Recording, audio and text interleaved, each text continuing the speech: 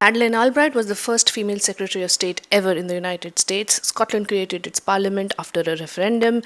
Titanic, the most expensive film ever made till that time, was released. Harry Potter was first published in 1997. But the best thing that happened that year was Steve Jobs came back to Apple and changed the world. Of course, today's story is not about a history lesson on 1997 or on Steve Jobs. It's actually to understand what's the most genius idea that Steve Jobs had, which created Apple into the brand that it is today, and how you, or rather, I would say 99% of founders who don't have a disrupting, awesome, great idea can actually use this simple concept to create a huge change in their business. And along with understanding what Mr. Jobs' real magic was, what I also wanted to do in this video today was to share 5 prompts or 5 questions that you could perhaps ask yourself the next time you're thinking about your brand and thinking about how to market it well. And perhaps they will act as almost a guideline for you to create the best branding strategy that you can for your brand. The best part is, it's not something that Jobs came up with himself. In fact, here's a video of him talking about the fact that he actually took it from Nike. And the concept that I'm talking about is how to identify your brand, or how to be as a brand in the market, which is still not the most genius part, but here's a clip of what he has to say. Simple of all, and one of the greatest jobs of marketing the universe has ever seen is Nike. Remember, Nike sells a commodity. They sell shoes. And yet, when you think of Nike, you feel something different than a shoe company. What does Nike do in their advertising? They honor great athletes, and they honor great athletics. Did you notice that he wasn't just a visionary when it came to Silicon Valley marketing? He was also a visionary when it came to Silicon Valley dressing. Look at the cargo shorts and the sandals in which he actually introduced Think Different to the world. Mark Zuckerberg, your hoodies are copied. But back to Mr. Jobs, who wasn't just selling computers, he was selling a lifestyle, an identity, and a place for techies to belong. Think Different slogan wasn't just a tagline, it was a call to arms for innovators. A study by marketing firm Interbrand showed that after this campaign, Apple's brand value increased by 1002% over the next decades.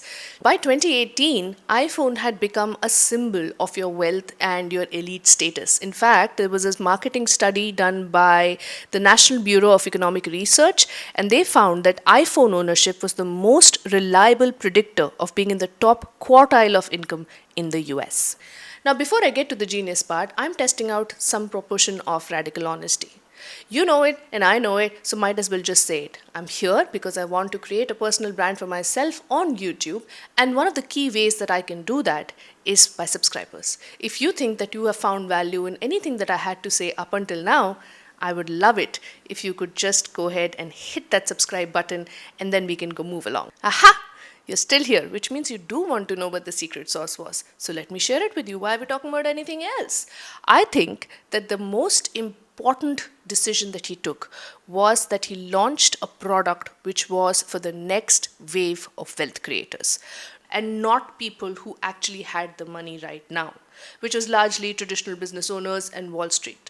And that actually proved to be quite the genius thought as well, because in November of 97, Wall Street crashed due to the global economic crisis, and at the same time, the tech billionaires were on the rise. In fact, there was a Forbes study in 2019, 20% of the world's billionaires made their fortune in tech, up from just 4% in 2000. So he knew where the money was and he went after it.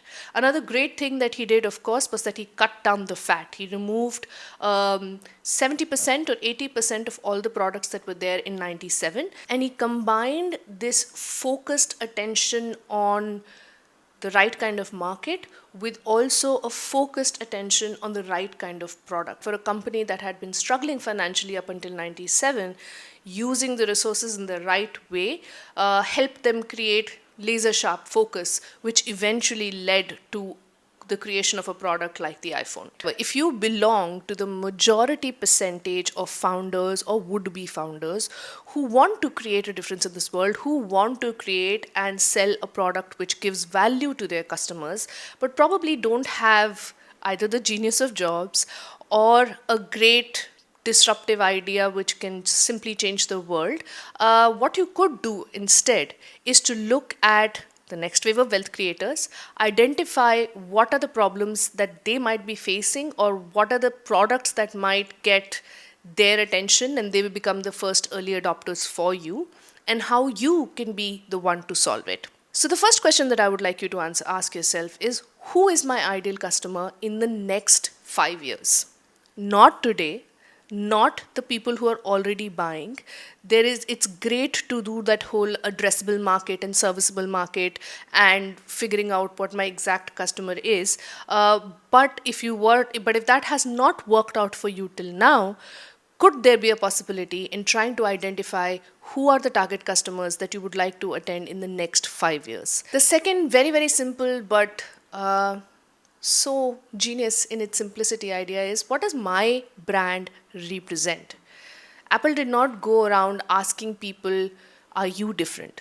Apple simply went and said, think different. And the people who will find affiliation to it are the ones who will be my adapters. Because if you try to align your brand to somebody else's value, the biggest problem in that is that you probably don't know their full set of values.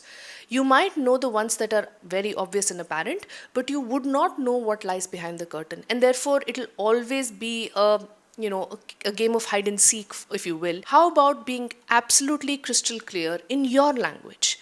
Because the moment you know exactly what you stand for, anybody who aligns with those values will naturally gravitate towards you. There was a study done by the Harvard Business Review which said that 64% of consumers choose products which share their values. And that is a great key to understand where you can find emotional connections with your customers. If you can find these emotional connections, whatever industry, whatever product it might be, if you can find shared value with your connection with your customers, then you have created an emotional connect which will take them beyond the price point and actually into brand loyalty, which is what you want. Because eventually, only when you can sell a commodity higher than its price point, which is available in the market, is when you know that you have truly created brand loyalty. Just stop being a brand that has to speak to everyone. You are not you're not a cup of tea, my friend. You are champagne. You can't possibly be liked by everybody. It is impossible for anybody to be liked by everybody. So why should your brand be doing that? Find the right audience, find the people who have your values, you share their values, resonate with what you're saying, and then go after this core um, core target audience hard. Go after them very methodically and precisely, and build your Swifties. Build your Swifties. That's what Taylor Swift does. I'm not going into Taylor Swift. That's another story. We will get into it. But build your Swifties. Build a brand that can stand on the power of its fans. At the end of the day, branding is all about storytelling. It is about telling a compelling story, either about the product or about the service that it offers, or about the great value that it can bring to anybody's life, how it can solve a problem that wasn't solved till now. Your brand can be doing all of this. It can be doing one of this. It can be doing some of this, but it only happens if you are telling a great story. So think different. As always, thank you so much for taking out time from your busy day and giving this a listen. I hope that it was helpful. I've asked this again before, but I will ask it again.